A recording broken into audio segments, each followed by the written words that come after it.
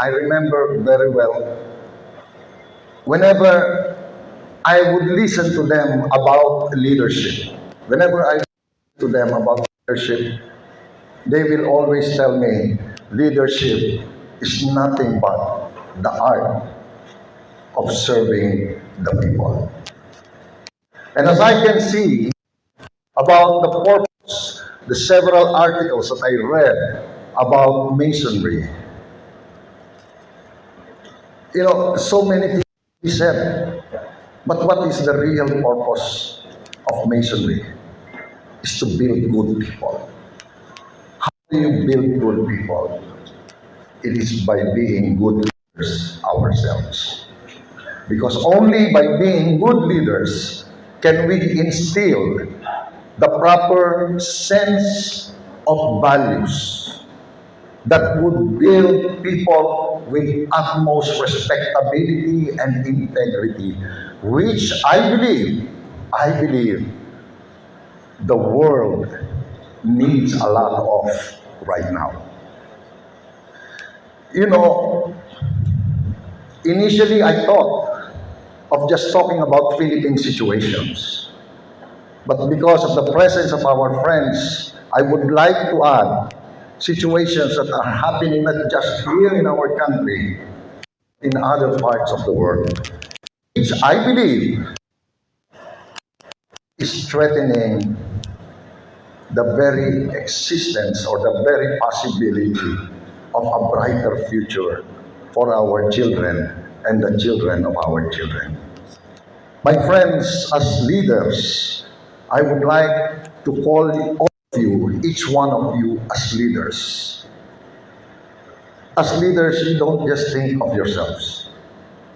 You think of the people who look up to you. As leaders, as heads of your families, as parents, you are also leaders. And you look not just for the present, but the future of your children and the children of your children. I believe it is the responsibility of each and every one of us to contribute in our own little ways on how to come up with a better world. How can we come up with a better world if we are not going to come up with a peaceful world? My friends, sometimes when I get home, which is usually very late, and I turn on the television, sometimes there is a sense of fear when I open the television because there's not much good that I will hear, that I will know of from the news, from the television news. All I hear are troubles. We have trouble in Europe. We have trouble in the Middle East. We have trouble in Asia. We have trouble here in our own country. But don't you think that the key to solving the present troubles, the present problems, solving the present problems is the only key for us to contribute to a better future. Maybe leaders of this country and other countries, leaders who claim to influence the lives of people all over the world.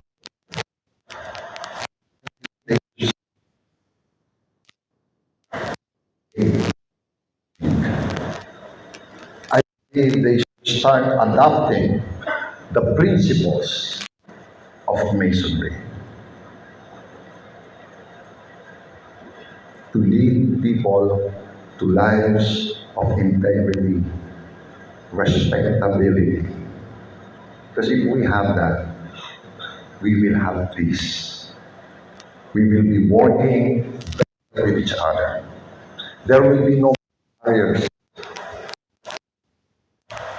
Masonry, you accept whatever is the faith.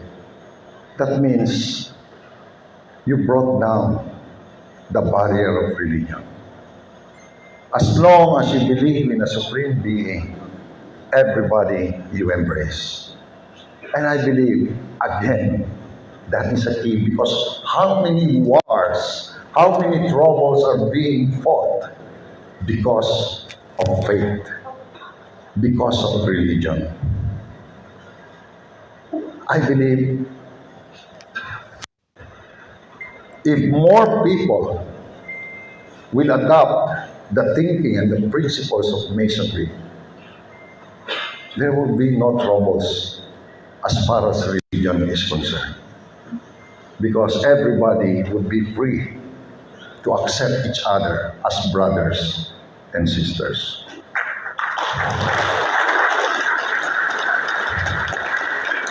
You know, as I was walking here, I asked, what is mixed masonry?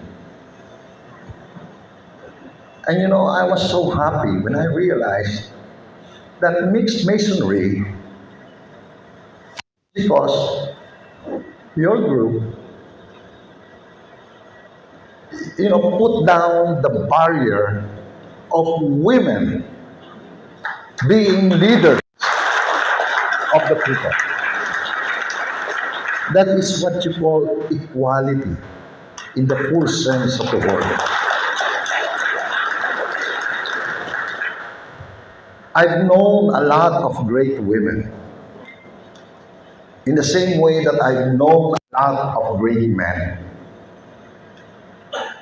And I'm so happy that with the Masons, with the mixed Masons, you recognize that women could advance and could be at the top of whatever field of leadership she might choose to be.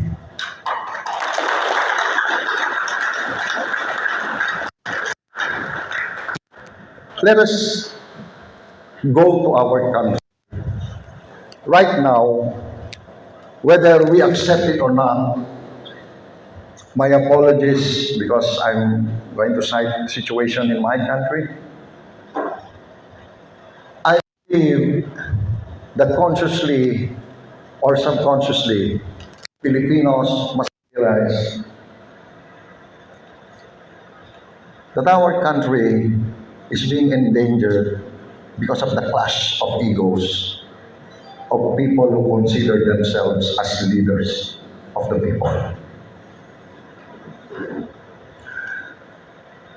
You know, it's really sad because what I learned from my mentors, the two mentors that I mentioned to you, leadership is all about giving.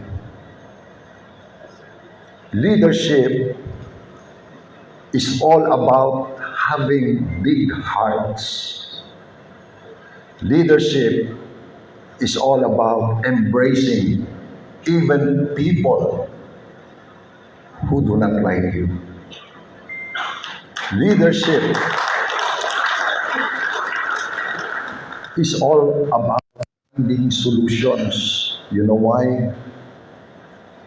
Because at the end of the day, first and foremost, the most important, the welfare, the concern of the common Filipino. Yan mga kalodi, nasaksyan natin sa sinabi ni Sir Diaz ngayon mga kalodi ngayon.